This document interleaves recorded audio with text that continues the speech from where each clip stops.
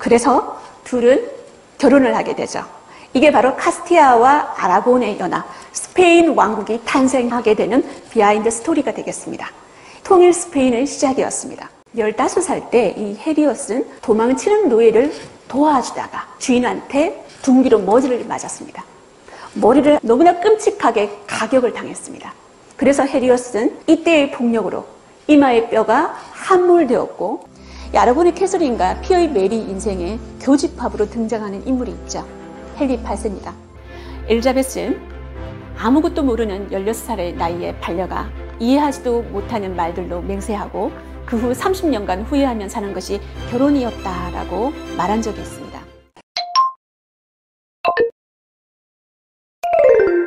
이사벨 1세입니다. 스페인의 초대 여왕이라고 해도 과언이 아니죠. 이 이사벨 1세의 위기를 기회로 바꾼 리더십, 첫 번째, 주체적인 삶을 살아라. 자신의 운명을 스스로 개척했던 이 여인, 어떻게 개척했는지 한번 보도록 하겠습니다. 15세기 초 이베리아 반도 지도의 상황 잠깐 설명하고 지나가도록 하겠습니다. 이사벨 1세는 카스티아라고 하는 이 나라의 왕녀였습니다. 아버지가 후안 2세였고요. 어머님이 포르투갈에서 카스티아로 시집온 이사벨이었습니다. 엄마 이름하고 딸 이름하고 똑같습니다. 이사벨 1세의 딸 이름도 역시 이사벨입니다. 그러니까 3대가 이사벨이라는 거죠. 그런데 이 카스티아의 지정학적 위치를 보면 왼쪽에는 포르투갈이 있고 오른쪽에는 아라곤이 있습니다. 그리고 이 이베리아 반도 남쪽에는 그라나다라고 하는 이슬람 제국이 있었습니다. 그래서 이 이베리아 반도는 역학관계가 굉장히 다양하다고 할 수가 있죠. 이때 이사벨이 태어났습니다. 그런데 아버지 후안 2세가 죽어버려요. 이사벨이 어린 나이에. 그래서 이 후안 2세의 아들이자 이사벨 1세의 이복 오빠가 왕이 되죠. 그 오빠가 바로 엔리케 4세입니다. 그런데 이 엔리케 4세 입장에서 봤을 때 굉장히 정치적 감각이 뛰어났던 엄마 이사벨은 정적일 수가 있었습니다. 그러니까 정치적인 위험 요소가 다분히 있다고 생각을 했었겠죠. 그래서 이 가족들을 시골로 유배를 보냅니다. 아르에발로라는 시골로 추방을 해버려요. 왕족의 삶을 살다가 하루아침에 시골에서 천민의 삶을 살게 되었던 가족들이 바로 이사벨의 가족이라고 할 수가 있습니다. 엄마 이사벨은 어땠을까요? 남편도 없고 남매와 함께 천민의 삶을 사는 엄마. 가난에 찌들었습니다. 아이들은 너무너무 어려웠고요. 손수 빨래도 해야 되고 밥도 해야 됐습니다. 그래도 낳지는 않았지만 아들이라고 믿었던 엔리케 4세한테 느꼈던 배신감, 그 충격이 너무나 컸습니다. 정신줄을 놓고 말았습니다. 엄마가 실성을 하게 되었죠. 그래서 어린 이사벨은 그 실성한 어머니를 돌보면서 어린 남동생까지 돌보게 되었습니다. 그런데 이사벨 1세가 놓지 않았던 게 있습니다. 가난 속에서도 공부 하나만은 게을리하지 않았다는 거죠. 그런데 이사벨 1세한테도 기회가 왔습니다. 엔리케 4세가 딸을 낳았습니다. 이사벨한테도 이복 자매가 됩니다. 그런데 궁궐에 소문이 났습니다. 그 딸은 엔리케 4세의 딸이 아니다. 왕후가 바람을 피워서 난 자식이다. 왜냐하면 엔리케 4세한테는 남성적인 능력이 없다. 남성성이 없다라고 그 당시 귀족들한테 소문이 파다하게 나 있었습니다. 그때 귀족들이 반란을 일으켰습니다. 이사벨과 이 알폰소를 추대하기 위해서 그의 지지자들이 모여가지고 반란을 일으켰습니다. 어쩌면 알폰소하고 누나였던 이사벨한테는 그게 기회였을 수도 있었겠죠. 그런데 이사벨은 판단을 냈습니다. 내가 이 지지자들의 손을 잡았을 때 어떻게 되었을까? 현명하게 사리 분별을 했습니다. 이들의 힘을 얻어가지고 내가 왕이 된들 과연 이 엔리케 4세의 지지자들이 나를 계속 지지해 줄 것인가? 당연히 반대의 요소가 있었고 불안한 요소가 있었습니다. 그리고 분명히 이 나라는 분열이 될 것이다 라고 판단을 했었죠. 그래서 기다리기로 했습니다. 현명하게 판단을 했습니다. 현실을 직시를 했습니다. 왜냐하면 이복 오빠였던 엔리케 4세는 나이가 굉장히 많았습니다. 엄마하고 4살밖에 차이가 나지 않았습니다. 언젠가는 죽겠죠. 그래서 이사벨은 오빠 엔리케 4세한테 이렇게 말을 했습니다. 현명한 판단이라고 할 수가 있습니다. 엔리케 오라버니께서 왕자에 앉아 계신 한 저는 왕위에 오르지 않겠습니다. 그것은 신의 뜻이라고 생각합니다. 라고 이야기를 했습니다. 자, 이때 엘리키 4세, 이 이사벨을 자신의 후계자로 픽을 합니다. 그리고 카스티아 왕국 안에서 내전은 종식이 됩니다. 카스티아에 평화가 찾아왔습니다. 바로 이사벨의 판단 때문에 이 평화가 찾아온 거겠죠. 그런데 이 당시 이 엘리키 4세가 왕국의 후계자가 된 동생 이사벨에게 단 하나의 조건을 내걸었습니다. 바로 이겁니다. 내가 너를 카스티아의 후계자로 책봉해 주는 대신 너는 내가 정해준 남자와 결혼해라. 그 오빠가 정해주었던 남자 포르투갈의 아폰수 5세였습니다. 자, 그림 한번 보겠습니다. 나이가 어느 정도 돼 보입니까? 40대입니다. 이사벨하고는 나이 차이가 19살 정도 됩니다. 그리고 아들도 있습니다. 아들이 있단 말은 이 포르투갈에서 이미 후계자가 있다는 겁니다. 다시 말해서 이사벨한테는 아무 여지가 없다는 겁니다. 그래서 이 똑똑한 이사벨은 생각을 했습니다. 절대로 나는 아폰수 5세하고 결혼하지 않겠다. 오빠 엘리케 4세가 정해주는 이 남자하고 결혼하지 않겠다. 바로 이 이유 때문입니다.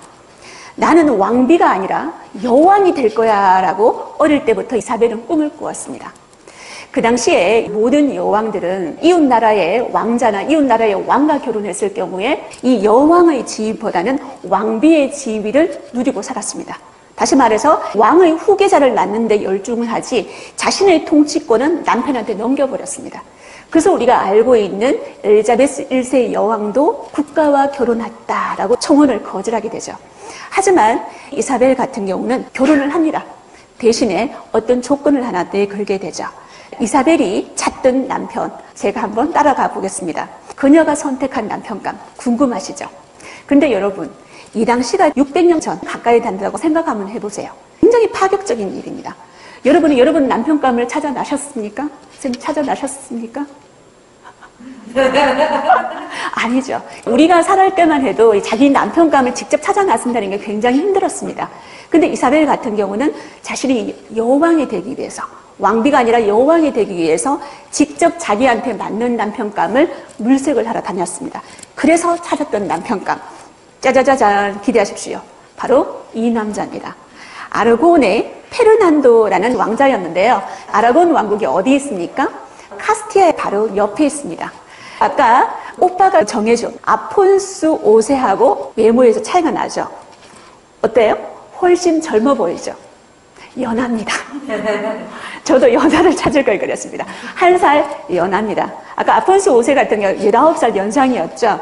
이 사람은 한 살 연하의 외모 출중한 왕자였습니다. 근데 이 아라곤의 페르난도 입장에서 봤을 때도 이 이사벨과는 꼭 결혼해야만 됐습니다. 당시 아라곤의 사정이 녹록지 않았습니다. 그러니까 내전이 발생해가지고 동맹을 맺어야지만 자기 입지를 굳힐 수가 있었기 때문이죠. 당시 이사벨 1세가 파격적인 결혼 계약서 내용을 공개했습니다. 궁금하시죠? 바로 이겁니다. 카스티아 아라곤 연합 왕국의 왕비가 아닌 카스티아의 여왕으로 나를 인정해 달라라고 아라곤의 페르난도한테 이 계약서를 보여줍니다.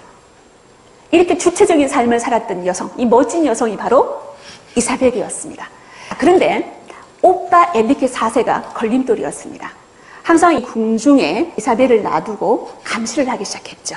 그리고 자기가 정치적 목적으로 점지해 주었던 아폰수 5세와 결혼시키려고 하고 있습니다. 이사벨은 어떻게 했을까요? 도망을 칩니다. 요 위에 보면 바야돌리드라는 도시가 있죠. 이 도시를 몰래 도망쳐 나옵니다. 그리고 아라곤에 있는 페르난도한테 빨리 와서 나와 결혼하자라고 편지를 보내게 됩니다. 이때 아라곤의 페르난도 왕자 어떤 반응을 보였을까요? 이 페르난도 왕자가 바야돌리드로 이사벨을 만나러 가는데요. 그냥 가지 않았습니다. 왜요?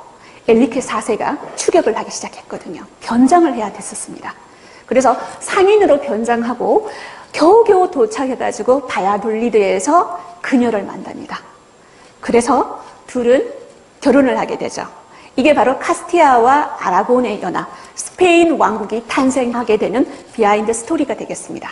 통일 스페인의 시작이었습니다. 이사벨과 페르난도의 결혼식, 나중에 어떻게 스페인의 역사를 변화시키는지 한번 살펴보도록 하겠습니다. 두 번째, 이사벨의 여성 리더십, 몇 수 앞을 내다볼 줄 아는 안목을 길러라입니다. 스페인의 이사벨 여왕은 몇 수 앞을 내다보았을까요? 보겠습니다. 스페인 역사상 가장 중요한 해, 여러분은 어떤 해라고 생각하십니까? 그렇죠. 1492년이었습니다. 800년 동안 이베리아 반도에 자리 잡았던 이슬람 왕조가 카스티아와 아라곤의 연합왕국 스페인에 의해서 무너집니다. 이베리아 반도에서 쫓겨나게 되죠. 그림 잠깐 보고 가겠습니다. 이때 이슬람의 술탄이었던 이 사람이 부부한테 항복하고 있는 장면이었습니다. 항복 조건은 딱 하나였습니다. 내가 이 알람브라 궁전의 열쇠를 줄 테니까 이 알람브라 궁전만은 파괴하지 마라. 그러면 내가 항복하겠다. 그 조건 하나였습니다. 이때 그라나다의 이슬람 세력과 싸우는데 이 부부가 공동 작전을 합니다. 남편은 전방에서 활약을 하고요. 아내였던 이사벨은 후방에서 모든 지원을 아끼지 않습니다.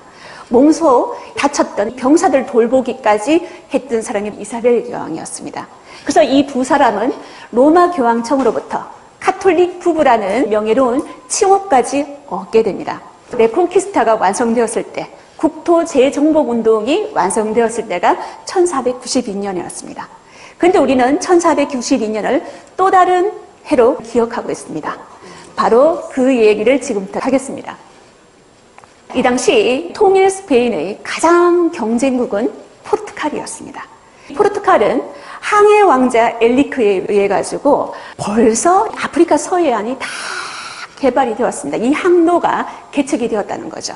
그래서 신항로 개척의 선두주자 스페인을 앞질렀습니다. 경쟁국 포르투갈이 강해졌다는 말은 스페인한테는 위협이 되었다. 이런 말이 되겠죠. 그러면 당시에 이사벨 여왕은 어떻게 해서 이 스페인의 위기를 극복하려고 했을까요? 바로 우리 스페인도 해양 제국으로 탄생시키겠다라고 꿈을 꾸었습니다. 과연 그 꿈 이루어질까요? 크리스토퍼 콜럼버스입니다. 이 콜럼버스, 자기가 인도 항로를 발견하겠다. 모든 국가에 자기 계획서를 보여주면서 프레젠테이션을 하고 다니죠. 이탈리아도 갔었고 포르투갈에도 갔었습니다. 그런데 다 거부가 되었습니다.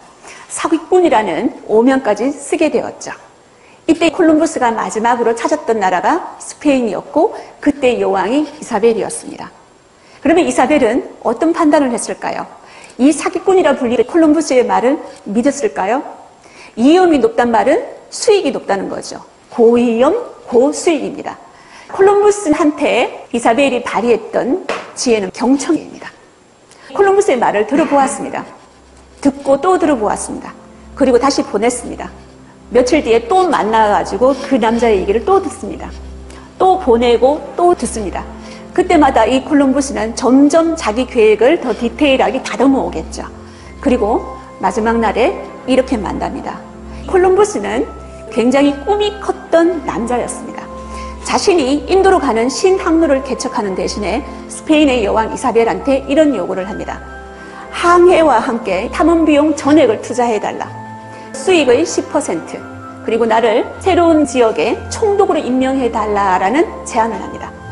여러분이 이사벨이라면 이 제안 받아들이겠습니까? 물론 이 당시에 페르난도도 반대했습니다. 수많은 신하들도 반대를 했습니다. 그런데 이사벨은 콜럼버스의 말을 믿기로 했습니다. 위험이 큰 만큼 수익도 크겠죠. 해양 제국의 꿈을 실현하기 위해서는 이 남자의 말을 들을 수밖에 없었습니다.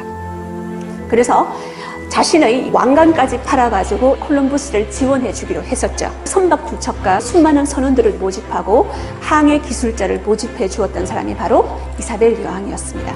결론은 여러분들이 다 아시고 계십니다.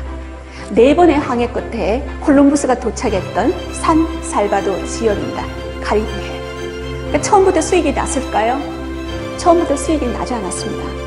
처음에는 황금도 가져오지 않았고 그가 약속했던 향신료도 없었습니다. 단지 담배 몇 가지만 가져왔죠. 그런데 이 발견으로 인해 가지고 스페인은 나중에 해상 강국이 됩니다. 북아메리카, 남아메리카 모두를 식민지화하는 그런 세계사를 시작하게 되죠. 이사벨의 스페인의 미래를 걸었던 이 가감한 승부수, 이후 500년 동안 해가 지지 않는 제국, 세계를 지배하는 스페인 제국 시대를 열었다라고 저는 생각을 했었습니다. 해리엇 터브먼입니다. 이 해리엇 터브먼과 관련되어서는 아시는 분이 그다지 많지 않을 거라고 생각합니다. 오늘 제 강연을 통해서 이 여성의 진면목을 여러분들이 확인하시기 바랍니다. 자유와 평등의 가치를 실천했던 인물 해리엇의 리더십을 하나하나 따라가 보도록 하겠습니다. 자각하라. 그리고 행동하라. 어떤 일이 해리엇 터브먼한테 있었을까요? 해리엇 터브먼은 별명이 모세입니다. 모세라 불리었던 이 여인, 왜 모세를 불리었을까요? 오늘 제 강연에서 확인해 보시기 바랍니다. 해리엇의 삶은 녹록지 않았습니다. 여러분이 보시다시피 흑인 노예였습니다. 할아버지, 할머니가 아프리카에서 흑인 사냥을 당해가지고 아메리카에 도착했던 그 조부 밑에서 터브먼이 자라났습니다. 미국 남부의 연안 농장에서 흑인의 삶을 시작했습니다. 노예로 태어났습니다. 미국 메릴랜드주에서. 그런데 이 끔찍한 삶은 계속되었습니다. 15살 때 이 해리엇은 도망치는 노예를 도와주다가 주인한테 둔기로 머리를 맞았습니다. 머리를 너무나 끔찍하게 가격을 당했습니다. 그래서 해리엇은 이때의 폭력으로 이마의 뼈가 함몰되었고 평생 수면 발작에 시달렸습니다. 잠 한 번 제대로 자지 못했습니다. 수면 발작 때문에. 그런데 해리엇한테는 더 끔찍했던 게 있었습니다. 내 삶이 대물림 되는 거였습니다. 자고 일어나면 노예가 팔려가고 자고 일어나면 또 한 명의 노예는 주인한테 매를 맞는 이 끔찍한 생활 계속 반복되고 반복되었죠. 하지만 해리엇한테 누구 하나도 가르쳐주지 않았습니다. 왜 우리 흑인들은 노예로 살아야 되는가? 어느 누구도 가르쳐주지 않았습니다. 이때 해리엇은 서서히 깨닫기 시작합니다. 내 삶을 내가 스스로 개척해야 되겠다. 이 노예와 같은 삶을 내 자식한테는 되물려주지 않겠다. 그래서 해리엇은 결심을 합니다. 그리고 북부 필라델피아로 탈출하기 시작하죠. 당시 미국 남부주는 노예주가 대부분이었고요. 북부는 노예 제도에 반대하는 자유주가 대부분이었습니다. 필라델피아도 자유주였습니다. 이때 자유주로 탈출을 해서 성공을 했습니다. 그녀의 나이가 29살이었습니다. 노예주에서 자유주로 가는 그 경계선상에서 해리엇은 두 손을 펼쳐 보입니다. 펼쳐 보이면서 어떤 말을 했는지 제가 한번 읽어보겠습니다. 주 경계선을 넘었다는 것을 알았을 때 나는 두 손을 펼쳐서 자유의 몸이 된 내가 예전과 똑같은 나인지 살펴보았어요. 모든 것이 찬란하게 반짝였습니다. 들판이와 나무 사이로 태양이 황금처럼 빛났지요. 마치 천국에 있는 것만 같았습니다. 이 해리엇의 감정, 여러분 혹시 느껴지십니까? 얼마나 행복했을까요? 자유가 있는 이곳은 마치 천국과 같았습니다. 그런데 해리엇은 생각을 했습니다.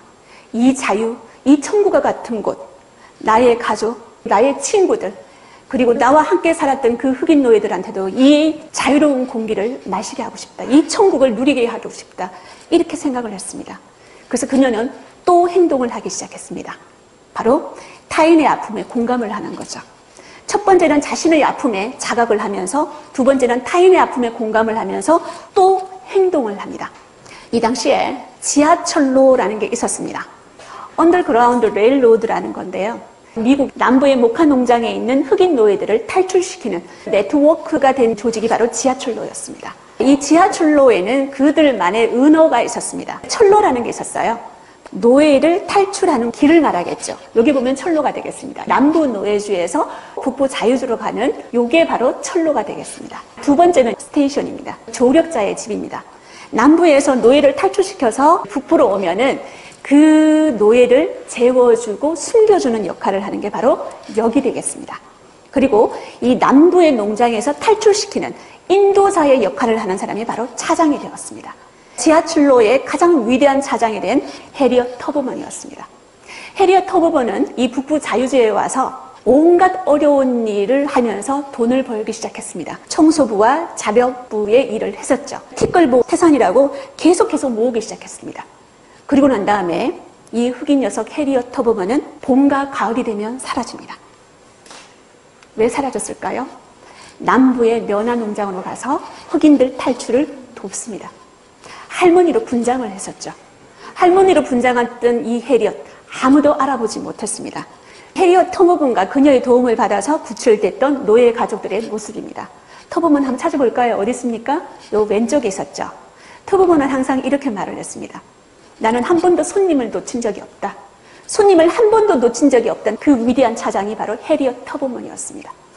이 터버먼이 탈출시켰던 노예들이 자그마치 300명에 이르릅니다. 위대한 차장이었죠. 그런데 당시 이 노예주와 북부의 자유주가 경제 문제 그리고 노예 문제로 대립하면서 우리가 다 알다시피 미국 사회에서 남북전쟁, 내전이 일어납니다. 이 내전이 일어났을 때 해리엇 남북전쟁에서 대활약을 합니다. 터버먼 장군이라고 북부 군인들한테 불리워지게 되었습니다. 터버먼은 이 미국 남북전쟁에서 어떤 역할을 했을까요? 북부군에서 요리사 역할도 했습니다. 그리고 간호사 역할도 했었습니다. 부상병들을 치료해주는 역할도 했었죠. 그리고 또 하나 무장 정찰병의 역할을 했습니다. 해리엇이 제일 잘하는 거였죠. 또 하나 북부의 스파이 역할도 했던 사람이 바로 해리엇이었습니다. 1인 4역을 해냈다는 거죠. 그런데 더 위대했던 것은 뭐냐 하면 몸소 군대를 지휘하면서 700명이 넘는 노예를 탈출시키는 구출 작전을 성공시켰다는 겁니다. 대단하지 않습니까? 앞서 300명, 지금 700명, 총 1000명이 넘는 흑인 노예들을 천국을 구경시켜 주었습니다. 그들에게 자유를 맛보게 해주었던 여성 모세라 불리었던 해리엇 터버먼이었습니다. 그런데 이 남북전쟁이 끝나고 난 다음에 흑인들의 삶은 녹록지 않았습니다.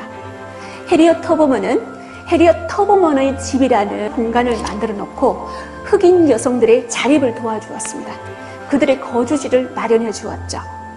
그리고 이 당시 19세기 말에는 여성들은 투표권, 선거권이 없었습니다. 여성 참정권 운동에 가장 먼저 앞장섰던 여인이 해리엇 터버먼이었습니다. 물론 백인 여성과도 동맹을 했었습니다. 이 여인이 미국 역사에서 길이 남는 모세라 불리었던 흑인 여성 해리엇 터버먼이었습니다. 2016년에 오바마 정부 때였습니다. 미국 $20 새 인물로 선정되었던 해리엇 터버먼의 모습입니다. 흑인 여성으로서 화폐의 새 인물이 되었다는 것은 미국 역사상 최초였습니다. 그러면 왜 이렇게 새 인물로 정해졌을까? 당시 미국 재무장관이 했던 말 한번 읽어보도록 하겠습니다. 터버먼은 역사적으로 중요한 인물일 뿐 아니라 민주주의 참여와 리더십에서 귀감이 될 만하다라고 이야기를 했었습니다. 그런데 아직까지 이 집회는 발행되지 않고 있었습니다. 트럼프 행정부와 터버먼이 집회 모델로 만들어지는 것을 자꾸 딜레이를 시키고 있다고 하죠. 새 정부에서는 과연 이 여인이 $20 새 인물로 나올지 한번 기대해 보도록 합시다. 지금까지 세계사를 움직인 여성 흑인 인권 운동가였던 해리엇 터버먼의 일생을 따라가고 왔습니다. 아라곤의 캐서린과 그녀의 딸 피어 메리에 대해서 살펴보도록 하겠습니다. 사국 좋아하시죠? 네. 사국 보면 연산군, 인현왕후, 장희빈, 패비 윤씨 이런 이야기 많이 보곤 하는데요. 오늘 이 튜도 왕조의 이야기를 듣다 보면 왠지 우리 조선의 역사가 오버랩이 될 것 같은데요. 오늘 제 강연 재미있게 즐겨주시면 좋겠습니다. 영국 역사에 대해서는 처음으로 강연하는 것 같은데요. 그래서 제가 준비를 해봤습니다.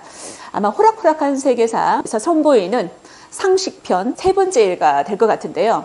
우리가 보통 영국 그러면 유나이티드 킹덤이라고 얘기를 하잖아요. 오른쪽에 있는 크다란 섬 보이십니까? 이게 그레이트 브리턴 섬입니다. 이 그레이트 브리턴 섬에 세 개의 지역이 있죠. 제일 북쪽에 스코틀랜드, 서쪽에 웨일스, 그리고 잉글랜드가 위치하고 있습니다. 왼쪽에 보면은 아일랜드 섬 있죠. 이 아일랜드 북쪽에 보면은 북아일랜드가 있습니다. 이렇게 네 개의 지역으로 연합된 나라가 영국이란 나라입니다. 우리가 보통 영국인들 그럴 때는 브리티시라고 얘기를 하죠. 그런데 영국은 독특하게 굉장히 지역색이 강합니다. 잉글랜드인들을 우리가 잉글리시라고 얘기하거든요. 스코틀랜드는요, 스코티시. 그리고 웨일스 사람들은 웰시. 그리고 북아일랜드 사람들은 노슨 아이리시라고 얘기를 합니다. 왜 이렇게 서로의 정체성, 서로의 문화를 고집하고 있을까요? 그 이유는 역사적 배경에서 살펴봐야 될 것 같습니다. 잉글랜드를 제외한 이 남부지 세 나라가 잉글랜드에 의해서 강압적으로 하나의 국가를 이루게 되었기 때문이죠. 반 잉글랜드 정서가 굉장히 강하다는 겁니다. 스님 혹시 스포츠 좋아하십니까? 영국은 축구를 굉장히 잘하잖아요. 그런데 대회 경기에서 스코틀랜드 따로, 잉글랜드 따로 참여하는 거 보신 적 많으시죠? 그렇습니다. 이 영국은 올림픽을 제외한 여타 주요 스포츠에서 이 네 지역이 각각 따로 경쟁하고 있습니다. 재미난 이야기 하나 해드릴까요? 잉글랜드하고 스코틀랜드가 축구 경기를 할 때 웨일스는 누구 편을 들까요? 스코틀랜드 편을 씁니다. 왜냐하면 잉글랜드 정서로 이 세 지역들이 뭉쳐져 있기 때문이죠. 우리가 그 나라의 정체성을 알아볼 때는 국기를 알아보는 게 굉장히 중요하다고 얘기를 했습니다. 그러면 유니언 잭이 어떻게 만들어졌는지 한번 살펴보도록 하겠습니다. 제일 위에 보이는 십자가 있죠. 성 조지 십자가, 이걸 표식으로 삼은 국기가 잉글랜드 국기입니다. 보통 그 지역의 수성인의 표식을 그 깃발의 표식으로 삼고 있습니다. 두 번째, 하늘색 빛으로 보이는 국기이죠. 스코틀랜드 국기입니다. 성 앤드류 깃발이라고 얘기를 하죠. 그리고 마지막에는 성 패트릭스 아일랜드 깃발입니다. 요 세 개가 합쳐져 가지고 오늘날의 유니언 잭이 되는 거죠. 그런데 여러분, 깃발에서 잭이라는 표현 잘 사용합니까? 유니언 잭입니다.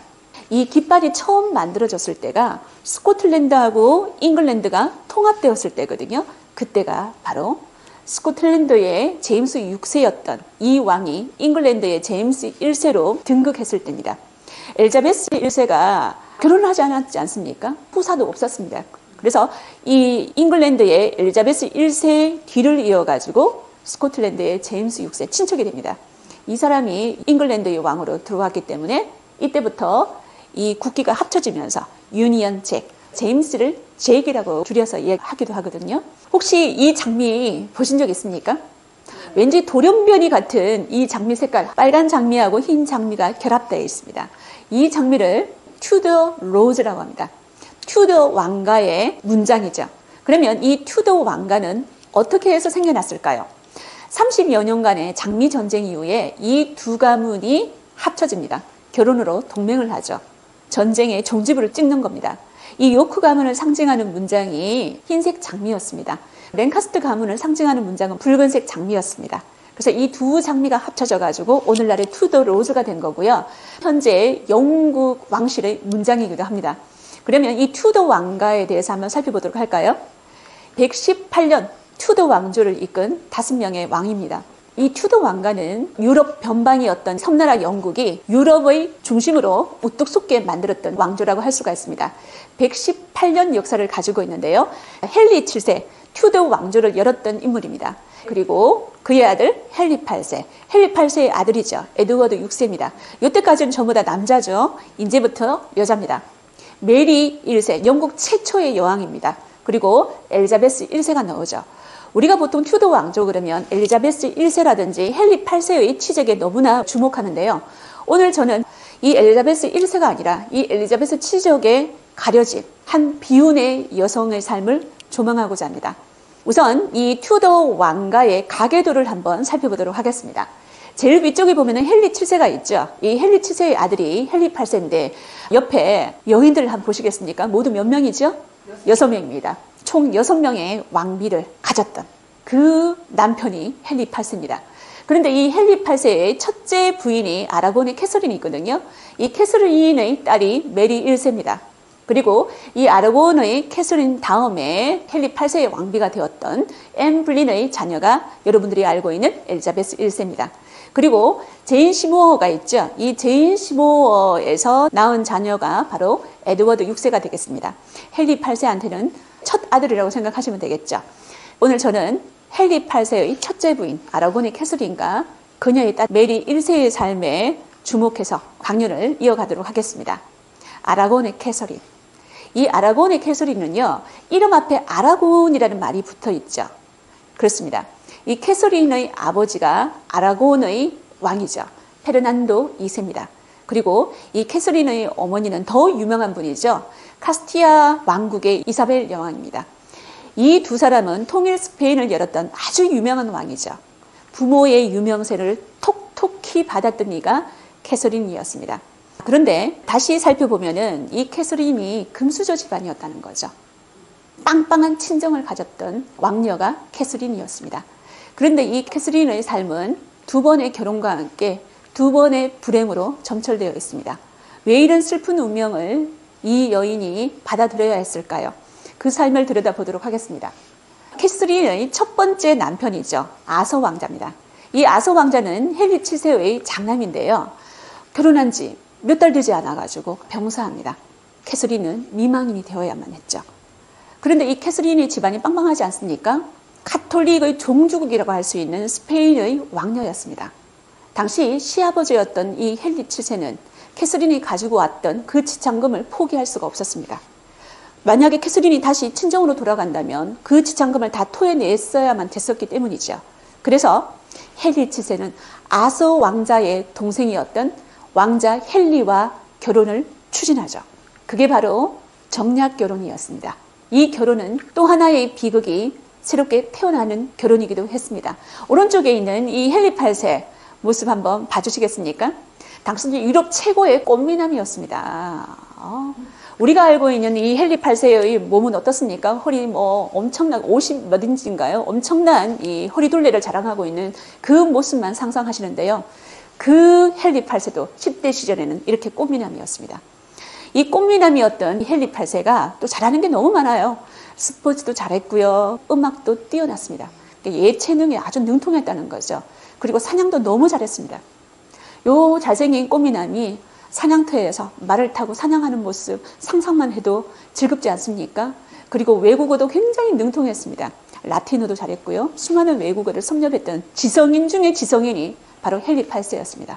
어떤 여자가 이 헨리 8세 보고 반하지 않을 수가 있겠습니까? 하지만 이 헨리 8세의 첫 번째 부인은 자기 형의 부인, 다시 말해서 형수였다는 거죠. 그것도 6살 연상이었습니다. 캐서린이었죠. 하지만 캐서린도 굉장히 우아하고 침착하게 보이죠. 굉장히 매력적인 여성이었습니다. 근데 이 두 사람이 결혼하기 위해서는 맹세를 했었어야만 됐죠. 당시 교회법으로서는 형수와는 결혼이 금지되어 있었습니다. 형의 아내와는 결혼을 못하게 되어 있었죠. 이때 이 캐서린은 헨리와 결혼하기 위해서 이런 맹세를 합니다. 아서와 결혼했지만 그와 육체적 관계는 없었음을 맹세합니다. 선생님 믿으시겠습니까? 첫날 밤을 치루었는데 첫날 밤을 제대로 치르지 못했다는 거죠. 믿으시겠습니까? 당시 교회는 믿었습니다. 그래서 두 사람은 결혼을 하게 되었는데요. 이 두 사람 사이에 유일한 자녀는 메리밖에 없습니다. 6번을 임신했지만 5번을 유산했다는 거죠. 그리고 한 명이 메리였습니다. 하지만 그 메리는 아들이 아니고 딸이었다는 게 문제였던 거죠. 헨리 8세한테는 강박이 있었습니다. 그 강박은 아들을 통해서 이 튜더 왕조를 이어나가야 되겠다라고 하는 것이었죠. 그런데 이미 6살 연상의 캐서린은 폐경이 다가왔습니다.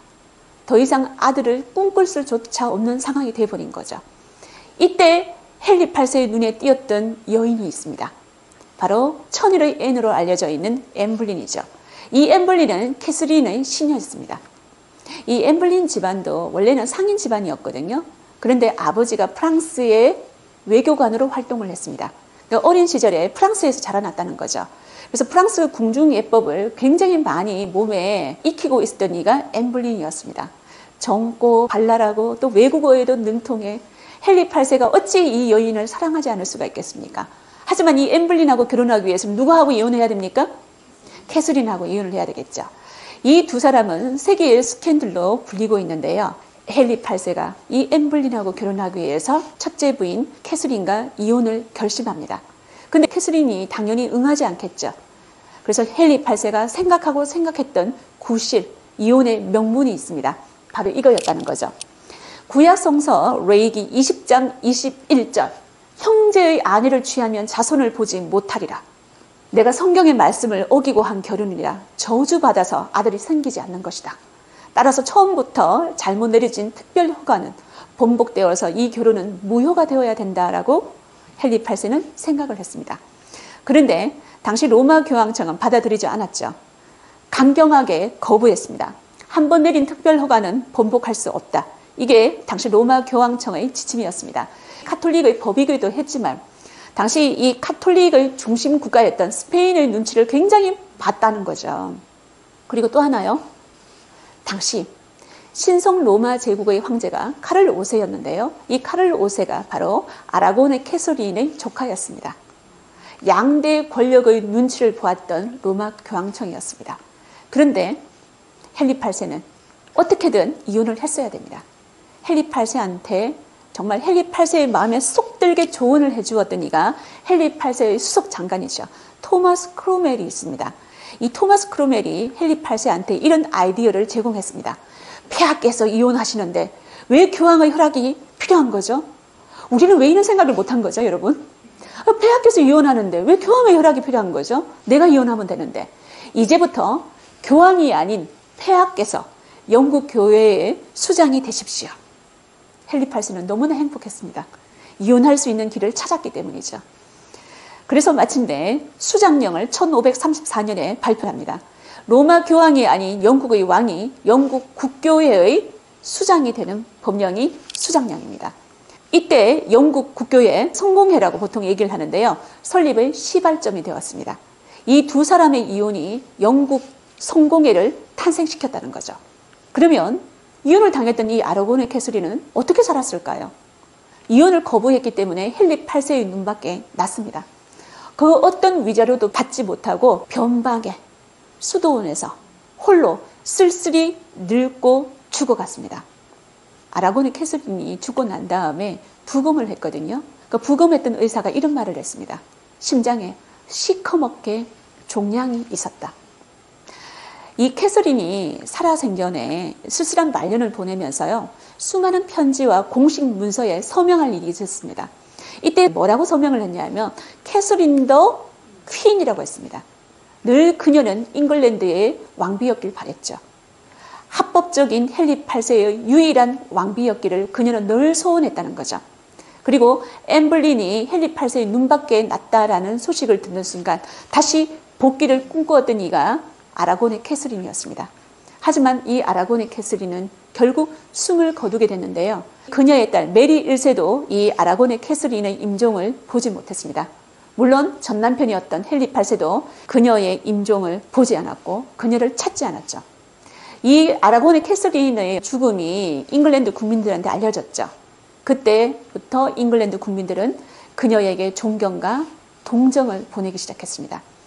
이 아라곤의 캐서린 때문에 그녀의 딸 메리 1세가 여왕으로 등극하는데 훨씬 좋은 영향을 끼쳤다고 생각하시면 될 것 같습니다. 두 번째, 아라곤의 캐서린의 하나밖에 없는 딸이었죠. 메리 1세입니다. 여러분 메리 1세를 보는 순간 이 모습에서 어떤 기운이 느껴지십니까? 고약해 보이죠. 왜소하고 깡마른 몸매를 가지고 있었습니다.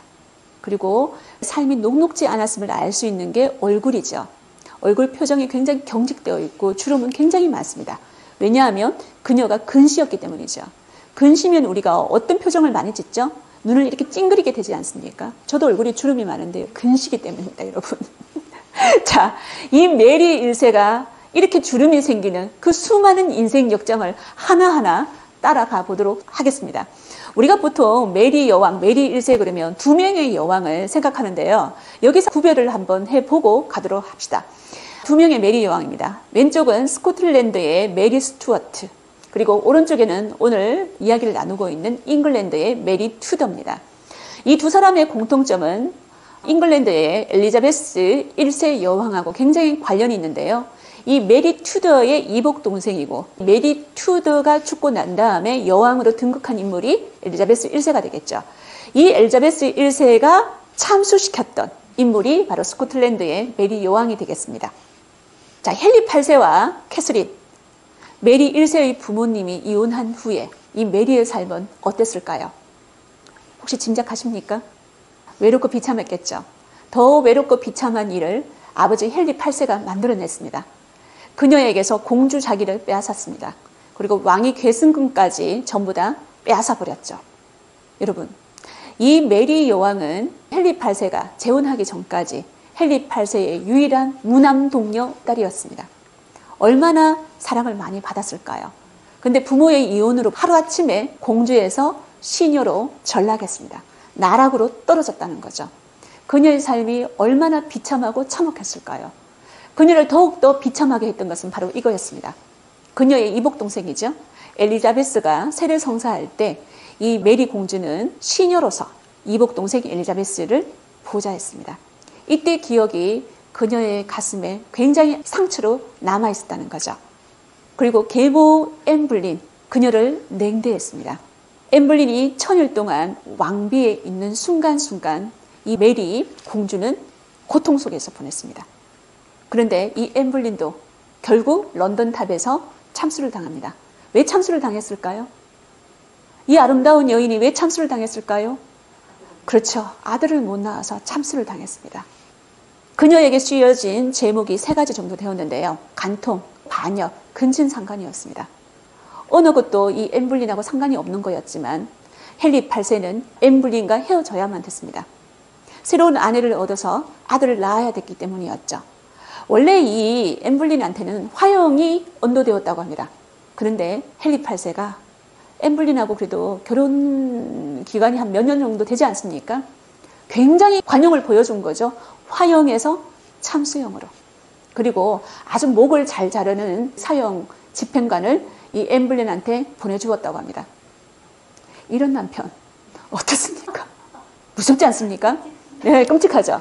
이 헨리 8세가 엠블린이 죽고 난 다음에 11일, 정말 짧은 기간 아닙니까? 11일 만에 재혼했던 여성입니다. 역시 엠블린의 시녀였죠. 제인 시모어입니다.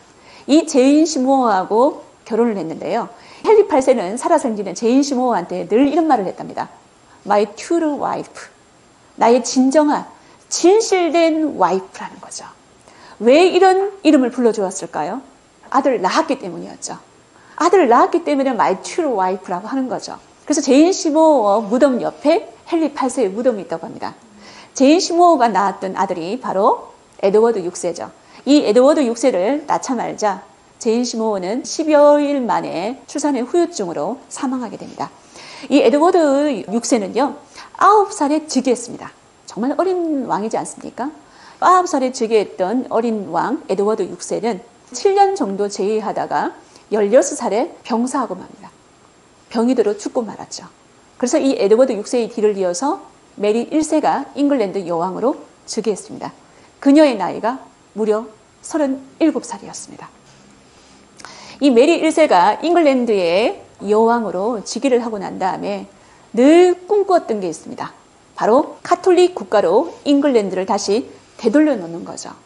그리고요, 메리 여왕이 제일 먼저 복수를 다짐했던 인물이 있습니다. 여러분이 만약에 메리 여왕이라면 제일 먼저 누구한테 복수를 하겠습니까?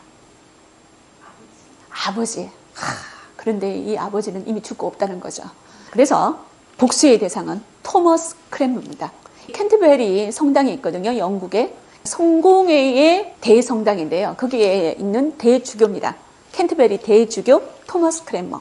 이 사람은 헨리 8세와 캐서린을 이혼시키는데 1등 공신이었습니다. 메리 여왕 앞에는 이 크랜머를 죽여야 된다. 이 생각밖에 없었겠죠. 이 크랜머를 죽이기 위해서 여러 가지 또 이제 회유를 하겠죠.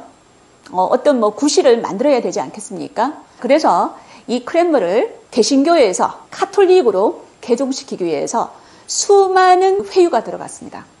정말 크랜머 무서웠지 않겠습니까? 그러니까 자신의 목숨을 건지기 위해서 순간적으로 믿음 철회서에 서명을 합니다. 나는 더 이상 개신교가 아니고 나는 카톨릭교다라고 서명을 했죠. 그렇지만 메리 여왕 누굽니까? 복수는 반드시 해야 되지 않겠습니까? 피어의 여왕인데 이 크랜머를 다시 화형장으로 보내버리죠. 화형장에 들어선 그 마지막 순간에 이 크랜머 대주교는 자신이 믿음 철회서에 서명했던 것을 후회합니다. 그리고 다시 원래 종교, 개신교, 성공회로 복귀를 하죠. 그러면서 순교하는 그 순간에 이렇게 말을 하죠. 내 마음과 모순되게 서명하였기 때문에 내 손이 제일 먼저 벌을 받아야 할 것입니다. 내가 불에 탈 때 내 손이 제일 먼저 불탈 것입니다. 여기에 여러분들이 화면을 보시면 이 크랜머 대주교가 불에 제일 먼저 손을 내밀었죠. 그 손이 오른손이었다는 겁니다. 자기가 믿음 철회서에 서명했던 그 오른손을 제일 먼저 내밀었습니다. 이 장면은 많은 국민들한테, 잉글랜드의 개신교들한테 알려졌고요. 그래서 잉글랜드에서 이 성공회가 많이 퍼지게 되는 하나의 계기가 되는 거죠. 다시 말해서 영국판 2차돈, 생각하시면 될 것 같습니다. 우리가 신라에서 2차 도일 순교로 불교가 공인받았지 않습니까? 그러니까 영국에서 이 성공회가 성공할 수 있었던 이유는 바로 이 크랜머 대주교의 순교 때문이었다는 거죠. 여러분, 화영으로 잉글랜드에 피바람을 몰고 온 메리 1세인데요. 유럽 역사를 보다 보면 화영이 굉장히 많이 이루어지지 않습니까? 화영 그러면 제일 먼저 생각나는 인물이 있죠. 누가 있습니까? 잔다르크가 있죠. 아유, 똑똑합니다. 잔다르크 역시 화영장의 이슬로 사라졌습니다. 그러면 왜 이렇게 화영을 많이 시킬까요? 장작이 많았을까요? 그렇지 않다는 거죠. 여러분, 교회에서는 이런 게 있지 않습니까? 천국이 있고 지옥이 있으면 그 중간에 뭐가 있습니까? 연옥이라는 공간이 있습니다. 이 연옥은 죄를 씻는 거죠. 죄를 씻고 나면 다시 천국에 갈 수 있죠. 이 죄를 씻는 방법이 바로 불에 타야만 씻겨진다는 거죠. 죄를 씻기 위해서 이교도들을 이렇게 화영장에 보낸다는 거죠. 그래서 이 메리 1세가 제위했던 그 시절에 약 300여 명이 말뚝에 묶여가지고 화형을 당했습니다. 그런데 이 크랜머 대주교뿐만이 아니라 일반 평민 개신교들까지 화형을 당했기 때문에 모든 백성들이 메리 1세를 잔인하다고 생각했다는 거죠. 그래서 이 메리 1세한테 항상 따라다니는 타이틀, 아니 꼬리표가 있죠. 그 꼬리표가 바로 블러드 메리입니다. 블러드 메리, 피의 메리라는 거죠. 그리고 우리는 그녀를 잉글랜드의 연산군이라고 부릅니다. 잉글랜드 연산군 메리 1세. 그런데 이 잉글랜드의 연산군이었던 메리 1세는 30대 초반까지 결혼을 하지 못했습니다. 아버지였던 헨리 8세가 메리 1세의 결혼을 서두르지 않았기 때문이죠. 왜냐하면 공주 시절에 결혼을 통해서 메리를 중심으로 가톨릭 세력들이 뭉치기를 두려워했다는 거죠. 그래서 그때까지 혼인을 하지 못했습니다. 메리 1세는 항상 이런 꿈을 안고 살았습니다. 나도 사랑이라는 것을 해보고 싶다. 그래서 그녀의 눈에 띈 남자가 하나 있습니다. 메리 1세가 픽했던 남편감. 야, 잘생겼죠? 스페인 국왕 펠리페 2세입니다. 펠리페 2세 보니까 몇 살쯤 되어 보입니까? 29. 오, 너무 비슷하게 맞추었습니다. 당시 펠리페는 27살이었고요. 메리는 38살이었습니다. 자그마치 11살 차이입니다. 거의 띠동갑 연하라고 생각하시면 될 것 같습니다. 띠동갑 연하에 이렇게 잘생긴 외모까지 어쩌면 그렇게 모녀가 남자 보는 눈이 똑같을까요? 그런데 이 두 사람의 결혼은 수많은 영국 국민들이 반대를 했습니다. 왜일까요? 당시 법에서는요, 여왕이 결혼을 하면은 이 여왕의 직위와 여왕의 소유물을 그 남편이었던 사람 같이 나누게 되어 있습니다. 다시 말해서 메리가 스페인 국왕 펠리페 2세와 결혼한다면 그녀의 직위가 그대로 남편한테 넘어가가지고 펠리페가 영국 국왕이 될 수도 있다는 거죠. 어떻게 영국 국민들이 말리지 않을 수가 있겠습니까? 두 번째 이유는 뭐가 있겠습니까? 스페인은 카톨릭 국가죠. 다시 말해서 영국이 카톨릭 국가인 스페인의 꼭두각시 이렇게 종속될 수 있다는 우려가 있었다는 거죠. 당시에 수많은 개신교 신자들이 반란을 일으켰는데요.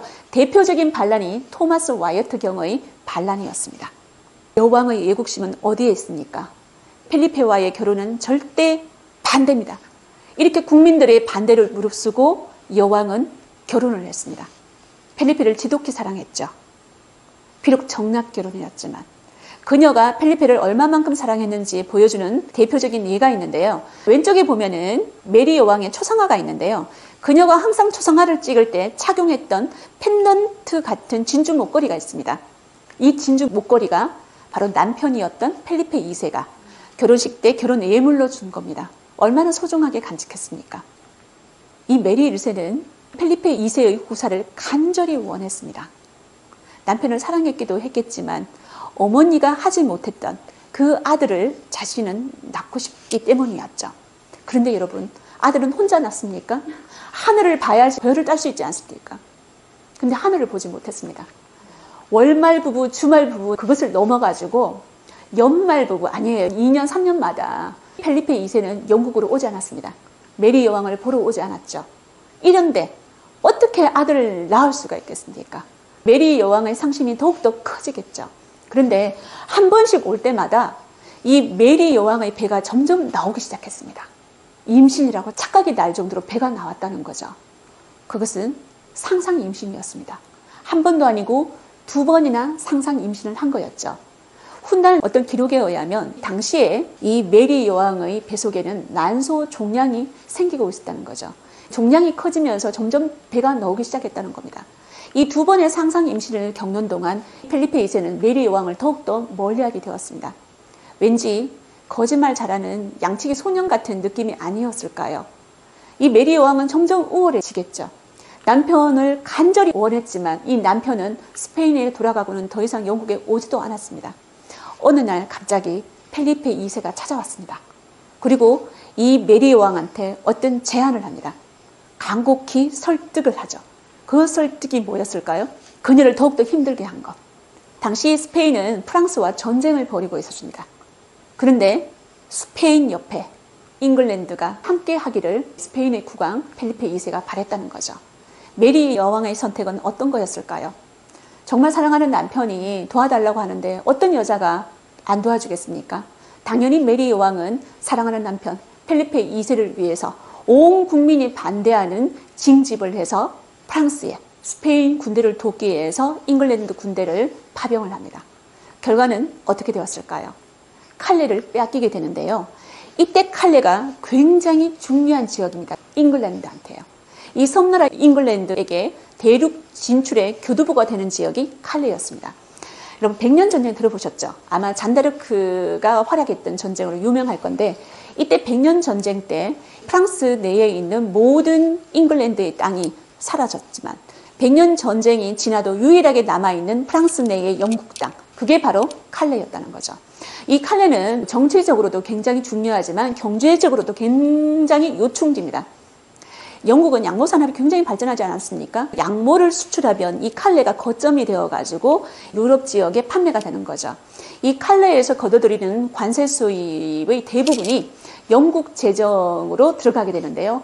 영국 재정 35%를 이 칼레에서 나오는 관세 수입으로 충당하고 있었다는 거죠. 경제적인 측면에서도 잉글랜드한테는 엄청난 손실이었다는 거죠. 점점 늘어납니다. 안티가 점점 늘어난다는 거죠. 메리한테는 안티만 늘어났고 그녀는 늘 사랑받고자 했으나 어느 누구의 사랑도 얻지 못했습니다. 비운의 여왕이었죠. 아버지도 남편도 영국 국민들의 사랑도 받지 못했습니다. 그녀가 항상 말년에 중얼중얼 거렸던 게 있다고 그래요. 2 단어인데요. 펠리페, 칼레. 펠리페, 칼레.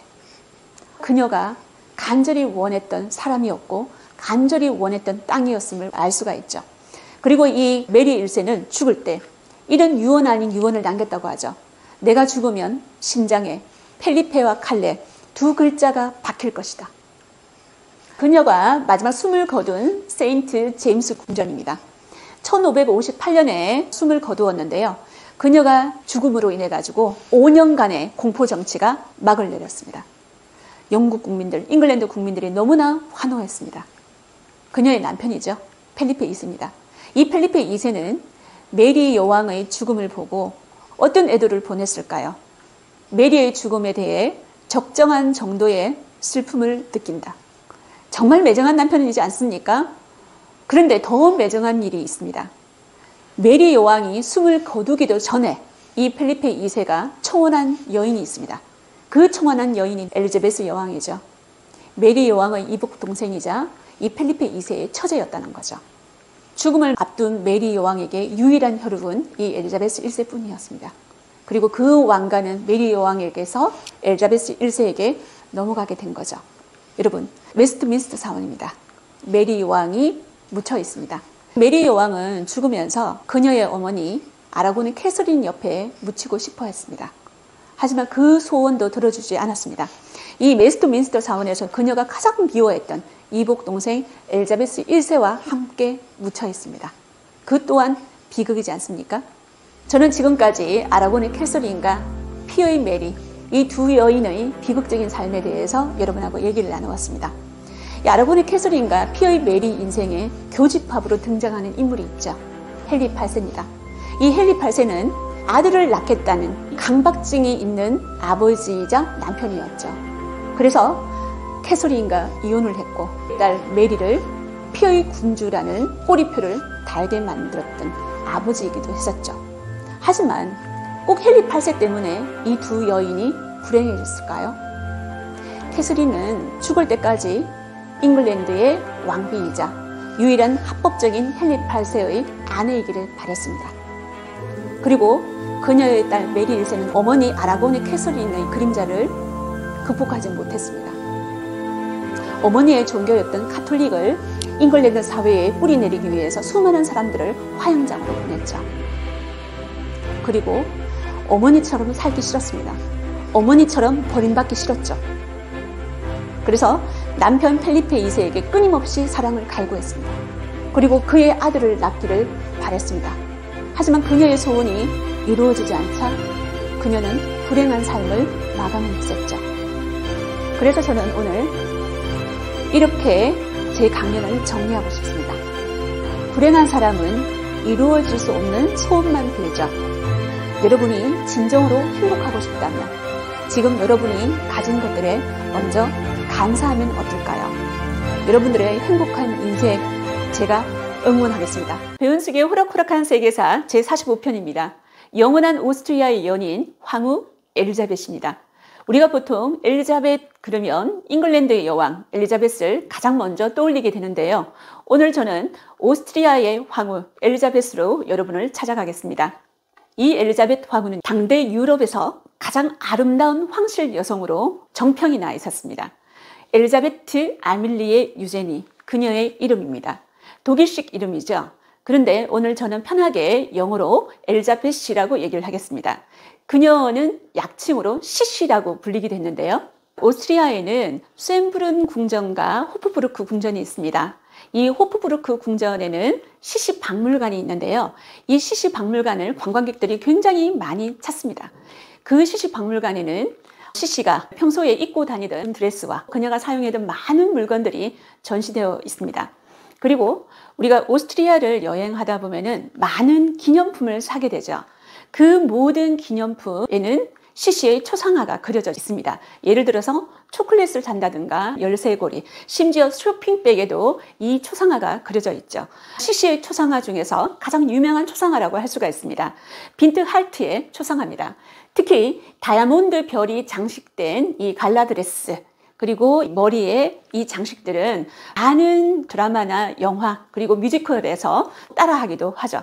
그렇습니다. 이 뮤지컬 엘리자벳으로 우리에게 많이 알려져 있는데요. 오늘 제 강연이 이 뮤지컬 엘리자벳을 이해하는 데 또 감상하는 데 도움이 되었으면 합니다. 시작하겠습니다. 비극의 잉태 결혼입니다. 엘리자벳은 아버지 막시밀리안 요제프와 어머니 바이에른의 공주죠. 루도비카 사이에서 차녀로 태어났습니다. 그녀가 태어났을 때는 1837년 12월 24일 크리스마스 이브였습니다. 아버지 막시밀리안 요제프는 굉장히 감성적이고 자유로운 기질을 가지고 있었습니다. 동물을 굉장히 좋아했고요. 승마 또한 굉장히 좋아했습니다. 엘리자벳은 어머니보다 아버지의 기질을 더 닮았습니다. 엘리자벳은 행복한 어린 시절을 보냈습니다. 아버지처럼 동물을 좋아했고요. 아버지처럼 시와 문학을 또 좋아했습니다. 그리고 아버지와 함께 이 넓은 들판을 말을 타고 달리는 것도 너무너무 좋아했죠. 그녀의 행복한 순간은 이 어린 시절이 전부였다고 해도 과언이 아니었습니다. 동생 칼과 함께 아주 행복한 오후를 보내고 있는 엘리자베스의 모습을 여러분들은 지금 그림으로 감상하고 있습니다. 여러분한테 하나의 사진을 보여드리겠습니다. 오른쪽에는 시시, 엘리자벳이 되겠죠? 저 왼쪽에는 언니 헬레나입니다. 언니 헬레나는 준비된 예비 황후였습니다. 어릴 때부터 굉장히 정숙하고 오스트리아 예법을 배웠던 차기 오스트리아 황실의 예비 며느리였습니다. 이 오스트리아 황실에 시집가기 위해서는 상견례가 필요하겠죠. 그래서 오스트리아에서 상견례를 열었습니다. 그게 바로 이 무도회였는데요. 이 예비 남편은 당시 요제프 황제였습니다. 그런데 이게 동화처럼 되려면 헬레나와 요제프 황제가 만나서 행복하게 살았다라고 이야기가 끝이 나야 될 건데요. 여기에서 비극의 첫 단추가 깨워집니다. 이 요제프 황제는 언니 헬레나가 아니라 동생이었던 엘리자벳을 보고 첫눈에 반하게 됩니다. 그래서 이 둘은 사랑에 빠지게 되는데요. 그때 그녀의 나이가 16세였습니다. 그리고 둘은 이 오스트리아 황실의 반대를 무릅쓰고 결혼을 하게 되었습니다. 그때가 1854년이었습니다. 그런데 이 둘 사이는 이종 사촌이었습니다. 요제프 황제가 이 엘리자벳에게는 이종 사촌 오빠가 되는 거죠. 이 오스트리아에는 이런 말이 내려오고 있습니다. 엘리자벳이 황실의 죽음을 데리고 왔다. 이 비극의 시작, 바로 결혼이었다는 거죠. 결혼을 하고 난 다음에 이 엘리자벳은 시월드에 입성을 합니다. 그리고 우리가 알고 있듯이 고부 갈등에 휩싸이게 되는데요. 이 고부 갈등을 잘 이해하기 위해서는 이 엘리자베스의 시어머니가 누구인지 알아야 되겠죠. 시씨의 이모이자 시어머니가 되겠습니다. 이모가 시어머니가 된 거죠. 그녀의 이름은 오스트리아 대공비 조피입니다. 이 조피는 오스트리아에서 제국의 유일한 사내라고 알려져 있습니다. 그만큼 여장부라는 거죠. 이 조피는 시어머니가 되자 엄격한 황실 예법을 며느리였던 엘리자벳에게 강요합니다. 그리고 늘 이런 말을 하죠. 내 모든 행동은 왕가를 지키기 위함이다. 이런 그녀의 말과 행동에는 다 이유가 있습니다. 그 이유를 하나하나 살펴보도록 하겠습니다. 시어머니 조피의 냉정한 성격을 만든 새 인물이 되겠습니다. 시어머니의 삶을 송두리째 흔들었던 새 남자가 되겠죠. 왼쪽에는 엘리자베스의 시아버지자 조피의 남편이죠. 프란츠 카를 요제프입니다. 두 번째 남자 누구일까요? 잘생겼습니까? 잘생겼습니다. 그런데 그의 정체는 제가 조금 있다가 밝혀드리겠습니다. 세 번째는요. 조피의 차남입니다. 둘째 아들이죠. 막시밀리안 1세가 되겠습니다. 이 세 남자가 어떻게 조피의 성격 형성에 영향을 주었을까요? 그녀의 남편 프란츠 카를 요제프 대공입니다. 이 프란츠 카를 요제프 대공은 황위 계승을 포기했었는데요. 포기하도록 만들었던 인물이 바로 그의 아내 조피가 되겠습니다. 조피는 남편을 처음 봤을 때 까무러쳤다고 합니다. 왜 까무러쳤을까요? 볼품없는 그의 외모와 굉장히 무능하기까지 했다고 합니다. 그래서 무능한 남편한테 오스트리아 황제 자리를 잊게 하고 싶지 않았습니다. 그래서 자신의 아들이었던 프란츠 요제프 1세에게 그 황제 자리를 물려주었던 거죠. 두 번째 남자입니다. 이 두 번째 남자 어떻게 좀 아는 사람 같지 않습니까? 바로 조피 대공비와 연문설이 있었던 그 문제적 남자가 되겠습니다. 나폴레옹 2세입니다. 이 나폴레옹 2세의 아버지 나폴레옹 보나파르트죠. 그의 어머니는 마리 루이즈입니다. 이 마리 루이즈는 조피 남편의 누나가 되겠습니다. 다시 말해서 시누이의 아들이 나폴레옹 2세가 되는 거죠. 이 나폴레옹 2세는 부모였던 나폴레옹 보나파르트와 마리 루이즈가 죽자 자신의 외가 쪽이었던 이 오스트리아 황실에서 시간을 보내면서 조피와 굉장히 가까워졌다고 합니다. 어느 정도 가까워졌냐 하면 둘이 우정을 넘어서 사랑까지 하게 되었다는 소문이 오스트리아 황실, 오스트리아 빈에 굉장했다는 거죠. 그러면 나폴레옹 2세는 조피에게 어떤 영향을 미쳤을까요? 보시다시피 그의 생물 연대는 굉장히 짧습니다. 1811년에서 1832년 21살의 나이로 폐렴으로 사망을 했습니다. 마음을 주고 정을 주고받았던 나폴레옹 2세가 사망하자 조피는 굉장히 냉정해졌다고 합니다. 그리고 세 번째 막시밀리아노 1세죠. 막시밀리아노 1세는 조피 대공비의 차남입니다. 이 차남 막시밀리아노 1세는 멕시코 황제가 되었는데요. 이 막시밀리아노를 멕시코 황제로 즉위시켰던 인물이 여러분들이 알고 있는 프랑스의 나폴레옹 3세가 되겠습니다. 이 나폴레옹 3세는 멕시코를 정복하고 난 다음에 막시밀리아노에게 그 황위 자리를 물려주었는데 멕시코에서 군부에 의해서 혁명이 일어났습니다. 그리고 그 군부에 의해서 막시밀리아노는 생포가 되었고요. 처형을 당했습니다. 아들 막시밀리아노가 처형을 당했다는 소식을 들은 조피는 하늘이 무너지는 느낌을 받았을 겁니다. 특히 조피는 장남보다는 차남을 더 애정을 했었습니다. 그 애정했던 차남 막시밀리아노가 세상을 떠나자 어머니 조피는 시름시름 앓기 시작했습니다. 정치에 손을 놓게 되었죠. 그리고 4년 뒤에 뇌종양으로 사망하게 됩니다.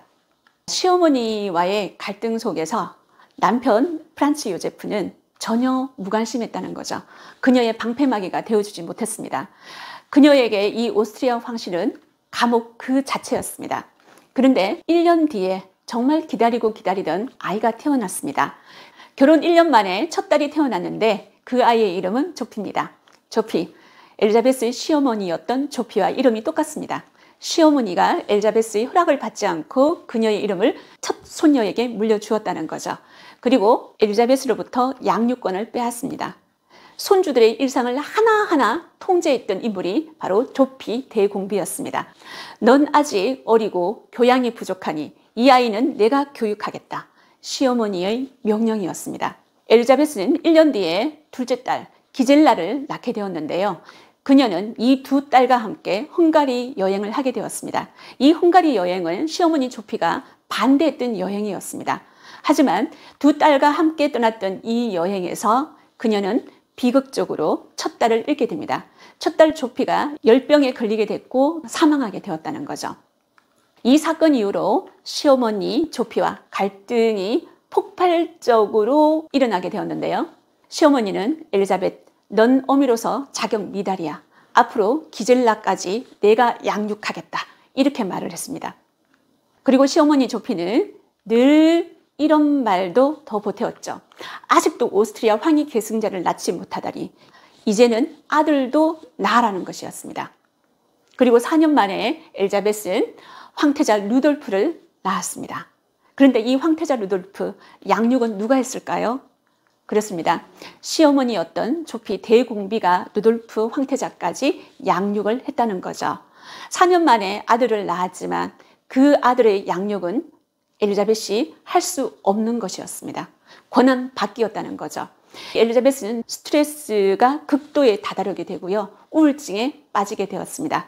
그리고 그녀가 집착한 것은 외모 가꾸기와 헝가리라는 이 나라였습니다.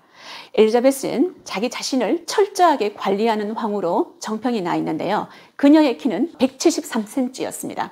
몸매 관리를 특별히 하게 되었는데요. 코르셋으로 허리 19인치에서 20인치를 늘 유지했다고 합니다.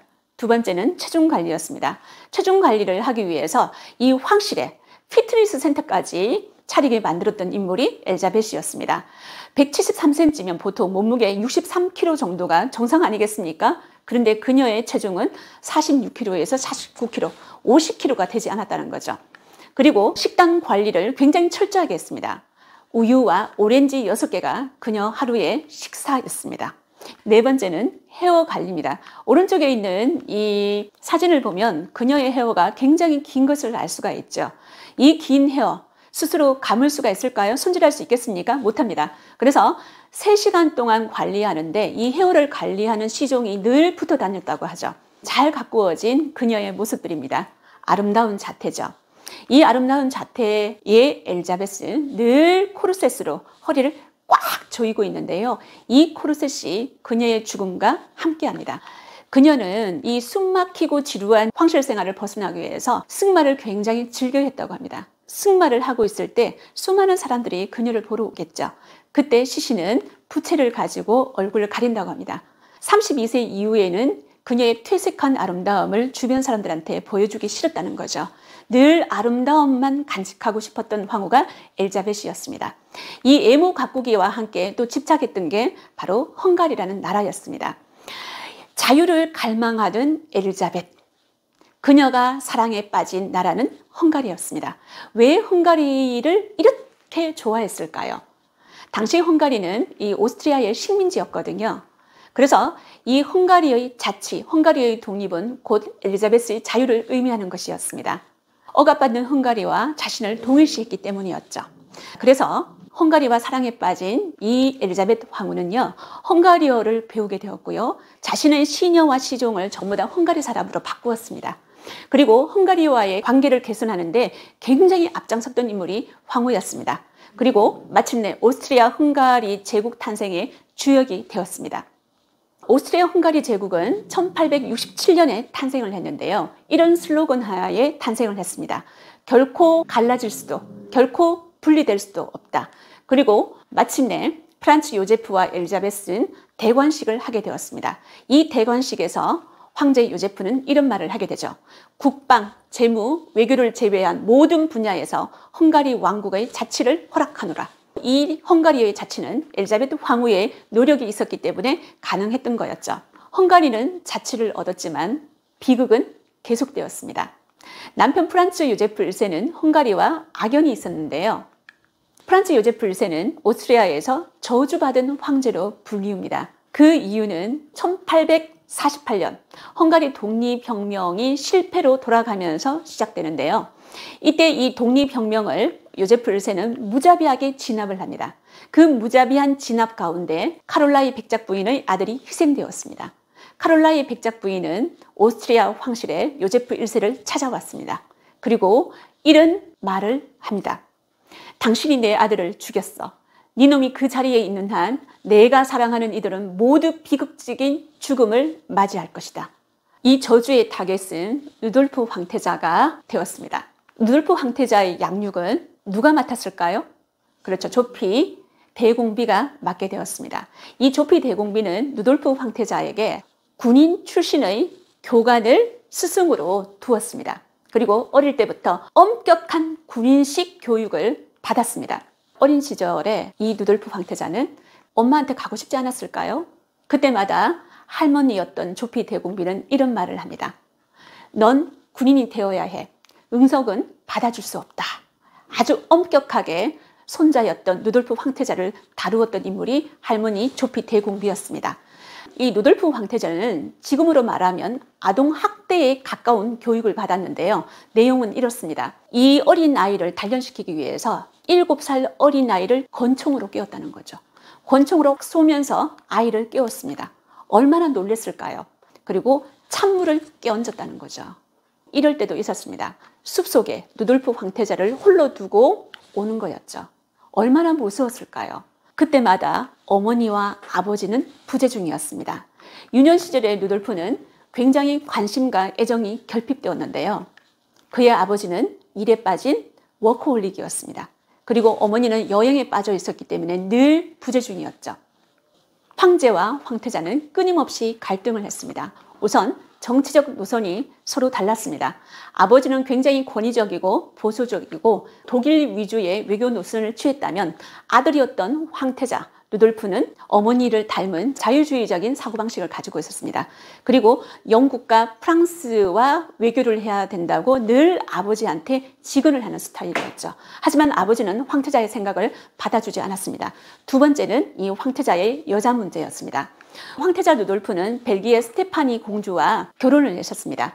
정략적인 결혼이었죠. 여러분, 정략적인 결혼에 사랑이 있습니까? 사랑이 없습니다. 그래서 굉장히 결혼 생활도 우울하고 불행했다고 알려졌습니다. 그래서 그는 17살의 마리아 베체라라는 여인을 만나서 사랑을 하게 되었습니다. 마리아 베체라, 남작 부인이었습니다. 이 루돌프 황태자의 고독한 여정을 함께하게 되었는데요. 1889년에 황태자의 모든 것을 건 마열링 사건이 일어났습니다. 마열링은 오스트리아 황실의 사냥 별장으로 알려졌습니다. 이 마열링 사건으로 이 연인이 사망을 하게 되었는데요. 권총 자살로 생을 마감을 했습니다. 그녀가 생을 마감하면서 그녀의 가족에게 남긴 유서가 발견이 되었습니다. 내 행동을 용서해달라. 사랑에 저항할 수 없다. 사는 것보다 죽는 것이 더 행복하다. 그리고 루돌프 황태자도 아내 스테파니에게 이런 유서를 남겼습니다. 스테파니, 당신에게 나의 존재로 인한 성가심이 사라지게 되었구려. 이제 나는 명예를 지킬 수 있는 유일한 방법인 죽음을 택하려 하오. 당시 이 마열링 사건은 잘 알려지지 않았습니다. 오스트리아 황실에서 강력한 언론 통제를 했기 때문이죠. 누구도 루돌프의 죽음에 대해서 언급하지 마라. 이렇게 언론 통제를 했던 이유는 아들의 죽음은 자살이었고 간통 사건에 연루가 되었습니다. 그리고 죽기 전에 마리아를 쏘았다면 이 역시 살인 사건이 되었기 때문이었죠. 그래서 어느 누구도 루돌프의 죽음에 대해서 언급하지 않았습니다. 아들 루돌프 황태자의 죽음 이후 엘리자베스는 점점 나락으로 빠지게 되었는데요. 그녀는 죽을 때까지 이 검은 상복을 벗지 않았다고 합니다. 루돌프 황태자만 죽었는 게 아니었습니다. 잇따른 죽음이 그녀를 더욱더 괴롭게 만들었습니다. 1888년 그녀에게 가장 많은 영향을 주었고 그녀에게 사랑을 쏟아주었던 아버지가 그녀의 곁을 떠났습니다. 그리고 방금 이야기했던 1889년에 아들 루돌프 황태자가 그녀 곁을 떠났습니다. 그녀는 굉장히 자책을 했습니다. 그녀가 돌보지 못했고 그녀가 온전히 사랑을 쏟지 못했던 그 아들 황태자가 떠난 것이었기 때문이었죠. 세 번째, 그녀의 언니 헬레나도 그녀의 곁을 떠났습니다. 어머니도 그녀의 곁을 떠나게 되었죠. 막내 동생까지 하나하나 그녀의 곁을 떠나면서 그녀는 더욱더 우울증에 빠졌습니다. 그녀를 살릴 수 있는 것은 오로지 오스트리아 황실을 떠나는 것뿐이었습니다. 그렇습니다. 그녀의 여행은 살기 위한 몸부림이었습니다. 그녀는 살기 위해 떠난 여행에서 최후를 맞이하게 됩니다. 스위스 여행 중에 찍힌 엘자베스의 마지막 모습입니다. 그녀의 나이가 60이었습니다. 살려고 간 곳에서 죽음을 맞이했던 시신은 마지막까지 상복을 입고 있었습니다. 그녀를 암살했던 암살범 루켄입니다. 이 루켄이가 엘자벳과 그녀의 시녀 앞을 지나가게 되었죠. 그녀를 찔렀습니다. 하지만 그녀는 단순한 소매치기쯤으로 알았다는 거죠. 왜냐하면 그녀는 꽉 낀 코르셋을 입고 있어서 아픔을 느끼지 못했다는 거죠. 그리고 검은 상복을 입었기 때문에 베어넣은 핏자국도 발견하지 못했습니다. 그리고 그녀는 배를 탔습니다. 갑자기 쓰러졌죠. 호텔로 옮겨졌습니다. 호텔로 옮겨지고 난 다음에 그녀의 옷을 풀고 코르셋을 열었죠. 그때 갑자기 코르셋으로 꽉 조여있던 그녀의 몸에서 피가 솟구치기 시작했습니다. 과다출혈로 그녀는 사망을 했다는 거죠. 나중에 그녀의 시신을 부검하던 의사는 이런 말을 했습니다. 루케니가 찌른 이 칼이 그녀의 갈비뼈를 관통했다. 갈비뼈가 관통당했지만 그녀는 이 코르셋과 검은 상복 때문에 빨리 상처를 알아차리지 못했다는 거죠. 그리고 그녀는 죽으면서 이런 말을 했습니다. 그녀의 마지막 말이기도 했었죠. 나에게 무슨 일이 일어난 거지? 그녀는 자신에게 무슨 일이 일어난 줄도 모르면서 두 눈을 감게 되었다는 거죠. 암살범 루이지 루케니는 이런 말을 했습니다. 나는 신념에 따른 무정부주의자다.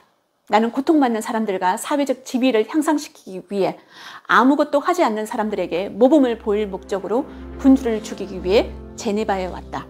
내가 누구를 죽여야 하는지는 중요하지 않았다. 내가 찌른 것은 여자가 아니라 황후였다.